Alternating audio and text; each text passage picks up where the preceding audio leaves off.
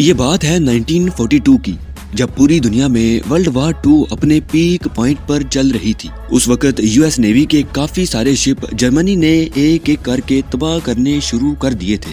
Hitler کی فوج نے سمندر کے ہر حصے میں میگنیٹک مائنز لگا رکھے تھے، اور جیسے ہی کوئی شپ ان مائنز کے قریب سے گزرتی تو یہ مائن اسی وقت ایکسپلوڈ ہو جاتے اور کئی ملین ڈالرز کی شپ کچھ ہی سیکنڈز کے اندر ڈوب جاتی۔ اور اگر خوش قسمتی سے کوئی جہاز بچ بھی جاتا تو جرمن سولجرز اسے خود تباہ کر دیتے تھے۔ اپنے کروڑوں ڈالرز کے جہازوں کو ڈوبتا دیکھ کر امریکہ نے ایک عجیب و غریب ایکسپیریمنٹ کرنے کا فیصلہ کیا، اور حیرت انگیز طور پر اس ایکسپیریمنٹ کے لیے اس وقت کے گریٹ سائنٹسٹ البرٹ آئنسٹائن سے بھی مدد لی گئی۔ آئنسٹائن کا خیال تھا کہ اگر شپ کو پاورفل الیکٹرو میگنیٹک فیلڈ سے کور کر دیا جائے تو یو ایس نیوی کو دو فائدے ہوں گے۔ ایک تو میگنیٹک مائنز شپ کو ڈیٹیکٹ نہیں کر سکیں گے، اور دوسرا یہ شپ کچھ ٹائم کے لیے انویزیبل ہو جائے گی۔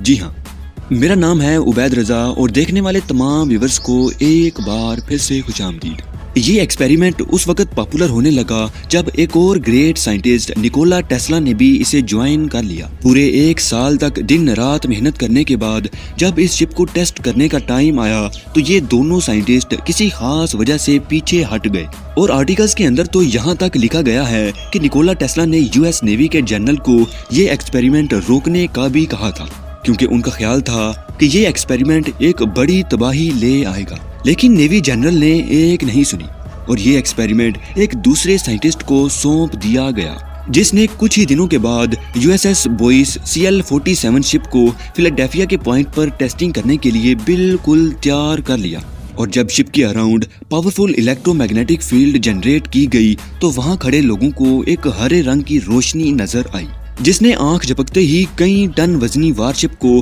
اچانک غائب کر دیا۔ کچھ منٹ تک غائب رہنے کے بعد وہ جہاز دوبارہ واپس آ گیا، لیکن وہاں کھڑے جرنلز کو جہاز کے اندر کچھ ٹھیک نہیں لگ رہا تھا۔ جب اندر جا کر دیکھا گیا تو بہت سارے لوگ بری طرح سے آگ کے اندر جل رہے تھے، کچھ لوگ عجیب و غریب طریقے سے بیہیو کر رہے تھے، اور کچھ لوگ تو وارشپ کی باڈی کے ساتھ ایک چوئنگم کی طرح چپک چکے تھے۔ یہ حادثہ ہوتے ہی نیوی آفیسرز نے اس ایکسپیریمنٹ کے اوپر کام بند کر دیا، اور جتنے بھی لوگ اس کے ساتھ اٹیچ تھے انہیں زبردستی چپ کروا دیا گیا۔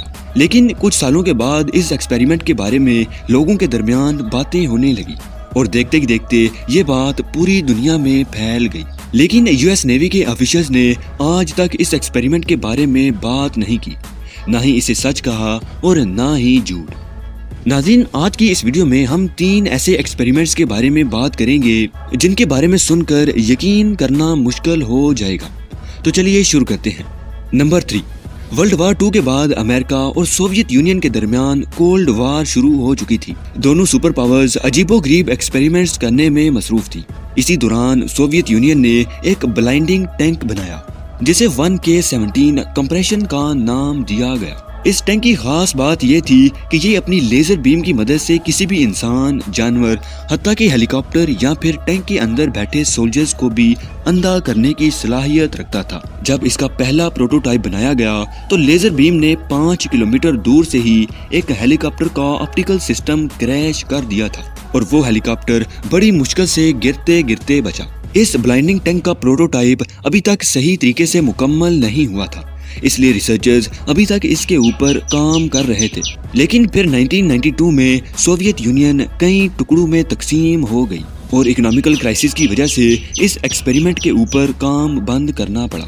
نمبر 2، ورلڈ وار 2 کے دوران کچھ جرمن سائنٹسٹ ایک سولر گن کے اوپر ریسرچ کر رہے تھے، ایک ایسی سولر گن جو کہ نیوکلیر ویپن سے بھی زیادہ خطرناک ثابت ہوگی۔ آرٹیکل کے مطابق جرمن سائنٹسٹ زمین سے 8000 کلومیٹر دور ایک اسپیس اسٹیشن بنانے والے تھے، اور اسپیس اسٹیشن کے بالکل درمیان میں ایک بہت بڑا کنکیو مرر بھی لگایا جانا تھا، جو سورج کی روشنی کو ایک جگہ اکٹھا کر کے پاورفل لیزر بیم کی مدد سے کسی بھی جگہ کو کچھ ہی سیکنڈز کے اندر تباہ کر دے گا۔ اور اس لیزر بیم کی طاقت اتنی زیادہ ہوگی کہ یہ پورے کے پورے سمندر کو ابلتے ہوئے پانی کی طرح گرم کر دے گا۔ یہ ایکسپیریمنٹ جرمنی کے ایک راکٹ سائنٹسٹ ہرمن اوربیتھ کو سونپا گیا، جو کہ 1940 تک اس پروجیکٹ کے اوپر زوروں سے کام کر رہے تھے، لیکن جرمنی ورلڈ وار 2 میں بری طرح سے ہار گیا، جس کی وجہ سے یہ پروجیکٹ بھی بند کرنا پڑا۔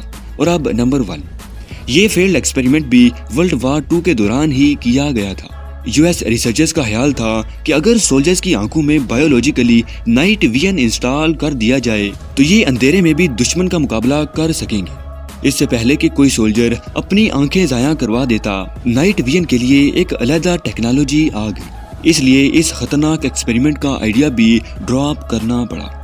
ناظرین، آج کے لیے اتنا ہی۔ اسی طرح کی ایک اور ویڈیو کے ساتھ ملتے ہیں کچھ اور دنوں کے بعد۔